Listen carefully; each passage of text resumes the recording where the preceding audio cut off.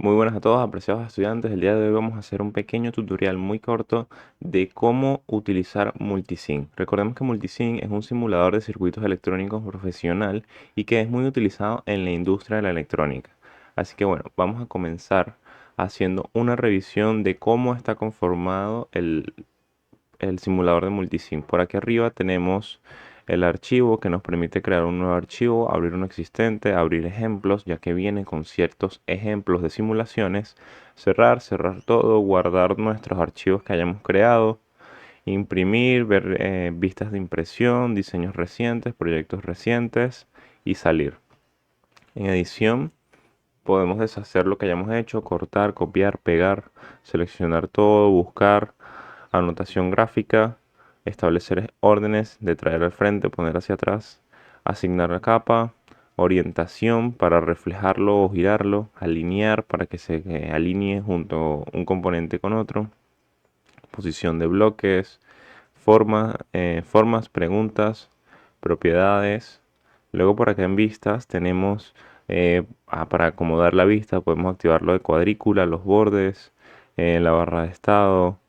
Estas son modificaciones que se hacen para que tú puedas verlo más adecuado según tus gustos. Inclusive tiene una opción para cambiarle el fondo del color y que no sea blanco. Por acá en colocar podemos insertar componentes, un proof. Los proof son como si fuese el punto de un multímetro que nos permite probar el voltaje, la corriente, la potencia, diferencia de voltaje, voltaje y corriente, una referencia de voltaje o una señal digital. La unión son puntos de unión, cables para insertar un cable que conecta un componente con otro. El bus es una línea bus bar para conectar todo a un solo punto o a un solo bus bar como tal. Conectores, aquí se pueden establecer distintos conectores como estos que están acá. Luego más abajo, nuevo bloque jerárquico desde archivo, nuevo subcircuito, multipágina, comentario, texto. Podemos añadir gráficos como polígonos, líneas, rectángulos, elipses, etcétera. ¿Qué más tenemos por acá? MCU. Esto es muy poco usado, por lo menos dentro del módulo de electrónica,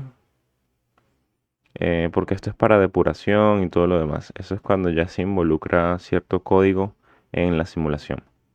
Aquí tenemos simular, presionando F5 podemos ejecutar la simulación, ¿ok? La podemos pausar, la podemos detener. Análisis y simulaciones, instrumentos. Estos instrumentos son exactamente los mismos que están en este borde a la derecha.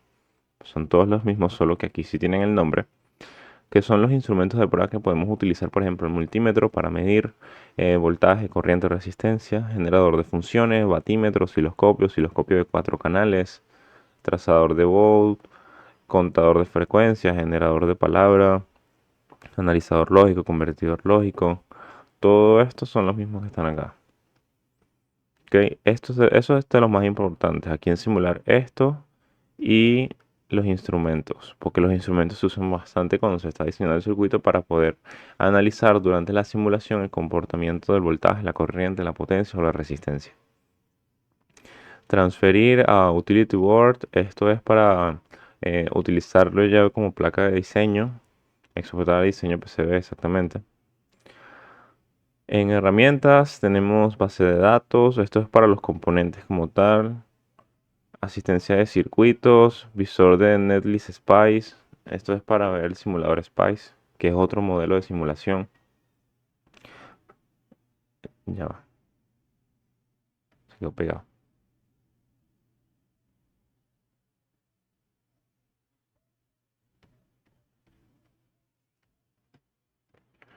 Ok, en reportes.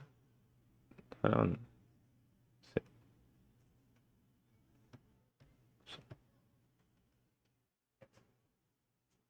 sí, la verdad. Ok, aquí tenemos los reportes, lista de materiales, que es para generar una lista de componentes. Principalmente esta es la más utilizada. Opciones, propiedades de la hoja. Aquí podemos cambiar las propiedades de esta hoja blanca como tal. La ventana, nueva ventana, cerrar todo, cascada, mosaico horizontal, vertical. Esto es para ajustar la ventana. Y la última opción que es de ayuda. Entonces todos esos botones que están acá están simplificados de cierta forma aquí en estos símbolos de acá. Por ejemplo, aquí tenemos generar un archivo nuevo, abrir un ejemplo, guardar, imprimir, vista de impresión, cortar, copiar, pegar, deshacer hacia adelante, hacia atrás, herramientas de diseño. Aquí está lo más importante porque estos de aquí abajo son los componentes que podemos añadir separados entre colocar fuente, colocar un componente básico, un diodo, un transistor, colocar un analógico, que esto es un amplificador operacional, colocar TTL, CMOS, colocar Mix Digital, que son circuitos integrados, etcétera. De la parte de la barra lateral, como les mencionaba, aquí tenemos los instrumentos de medición. Por acá podemos ajustar la vista para acercarlo o alejarlo. Y aquí tenemos los diseños que van a estar apilados por carpeta en orden jerárquico. Bueno, vamos a comenzar a poner un circuito sencillo. Por ejemplo, yo quiero poner una fuente. Así se ve el seleccione un componente. Esta es la ventana de selección de componentes. La base de datos está separada de esta forma. Base de datos maestra es principalmente donde está todo. Y aquí está separado por grupos. Estos grupos son los mismos que están acá arriba. Entonces, en fuente podemos usar acá una simple batería. Existen muchos tipos de fuentes para la simulación, pero entonces nosotros solo queremos una batería. Entonces ahora podemos poner una resistencia aquí que en básico y buscamos resistor.